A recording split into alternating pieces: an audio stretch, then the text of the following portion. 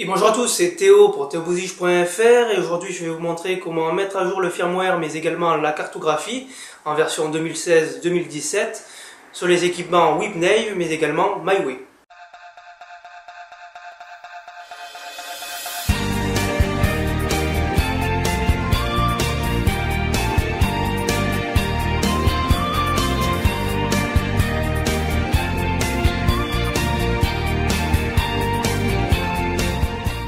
Alors avant de débuter la vidéo, ne vous inquiétez pas, les images qui vont suivre vont être parfois décalées, plus anciennes que les images ordinateur, tout simplement parce que je fais entre guillemets un reboot de la précédente vidéo, puisque je n'ai hélas plus la 308 sous la main pour vous faire les vidéos de manipulation. Donc je vais tout simplement faire un raccord entre l'ancienne vidéo et la nouvelle et également l'évolution de la cartographie. Donc j'espère que ça ne va pas vous déranger, mais l'essentiel sera là. Sans plus tarder, on passe sur la voiture pour débuter la mise à jour. Alors tout d'abord, si vous avez déjà une carte SD d'insérer, vous l'ôtez puisque c'est l'ancienne cartographie de Peugeot. Ensuite, sur une carte SD, vous venez récupérer donc le logiciel que je vais vous fournir au bas de cette vidéo.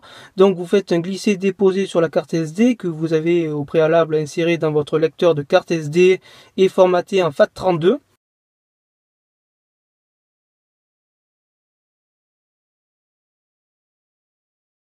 Ensuite, vous la mettez comme cela. Vous mettez le contact. Voilà. On va démarrer. Un message vous indique qu'une mise à jour est disponible. Donc vous sélectionnez oui avec la petite molette comme cela et vous faites oui. Voilà. Et donc la mise à jour est en cours. Alors bien sûr, il faut veiller à ne pas couper le contact pendant la mise à jour, ça dure une vingtaine de minutes. Alors soit vous allez faire un petit tour en voiture, soit vous laissez tourner au ralenti votre Peugeot. Plusieurs étapes vont se succéder, donc il suffit de patienter. Alors une fois que la mise à jour est terminée, comme vous pouvez constater, le système redémarre tout simplement. Donc on va attendre quelques petites minutes. Donc voilà, même il me fait mentir puisque c'est plus rapide que ça. Alors là, il va s'initialiser. Alors, il faut ôter bien sûr la carte SD du lecteur SD. Voilà, donc on fait annuler. On va ensuite sur Setup, on va ensuite sur Paramètres système. Voilà, et on va sur Version logicielle. On patiente quelques instants. Ok. Et comme vous pouvez constater, nous sommes bien en version 50.0.3, donc ça fonctionne bien. L'accès la première fois est assez lent, mais bon c'est normal, ne paniquez pas. Alors une fois qu'on a téléchargé les fichiers, on vient les décompresser avec l'utilitaire setzip. Donc je le lance. Je sélectionne la partie 1 et je fais extraire. Je sélectionne mon dossier, donc pour l'exemple, nouveau dossier, OK, et l'extraction débute. Une fois l'extraction terminée, on se retrouve donc avec ce dossier qui contient toute la cartographie décompressée. Au préalable, on a branché une carte SD de 16 Go minimum formatée en FAT32 avec 64 kg d'allocation. Pour ceux qui ne savent pas faire, il suffit de faire un clic droit, formater, 64 kg d'allocation, démarrer, OK, OK. Ensuite, on ouvre ce dossier, voilà, on le réouvre encore, et on se retrouve donc avec ce dossier nommé copie SD. Donc, ce dossier copie SD, on vient le faire glisser tout simplement sur la carte SD qu'on a au préalable formatée en FAT32. Et une fois la copie réalisée, on retourne sur la carte SD, voilà, et on renomme tout simplement le dossier copie SD en database. Une fois que c'est fait, vous démarrez tout simplement votre véhicule, vous mettez le contact, normalement ça va s'ouvrir et vous indiquez un message tout simplement qu'il n'y a pas de carte SD dans le lecteur, pas de panique. Voilà, vous prenez votre carte SD de 16 Go, vous la mettez dans la fente, hop.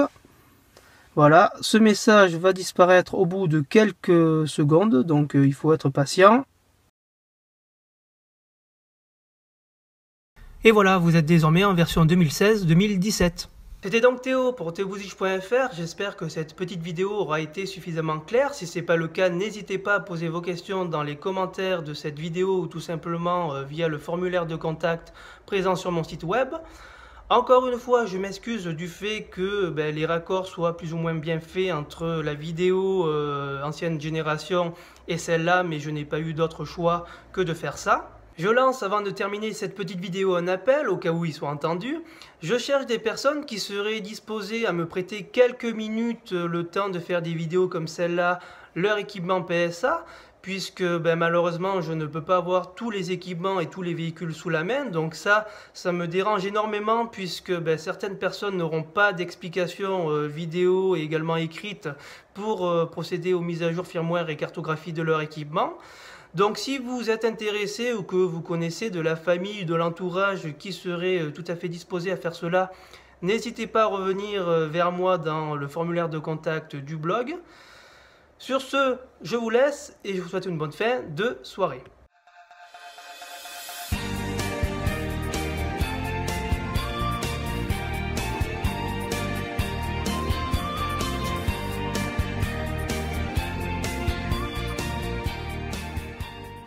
Et pour ceux qui regarderaient cette vidéo jusqu'au bout, je tenais à vous remercier puisque vous êtes de plus en plus nombreux à me suivre et à me faire confiance sur mes vidéos tutoriels. Donc ça fait vraiment plaisir de savoir que je peux aider autant de personnes et que cette communauté PSA est aussi vaste, je m'y attendais vraiment pas. Je reçois bien évidemment beaucoup de mails, beaucoup de questions. J'essaie de répondre tous les soirs pendant 1 à 2 heures à tout le monde, mais malheureusement j'ai également un travail qui est assez énergivore et souvent je n'ai pas le temps. Donc si vous ne recevez pas de réponse, inutile de faire comme beaucoup font, des copier-coller sur plusieurs vidéos en espérant que je puisse le voir. Si je vous réponds pas, c'est que je n'ai tout simplement pas eu le temps, ce n'est pas parce que je ne voulais pas vous répondre. Et pour finir, petite information en avant-première, prochainement l'essai de la 308 GT Line en motorisation 150 chevaux.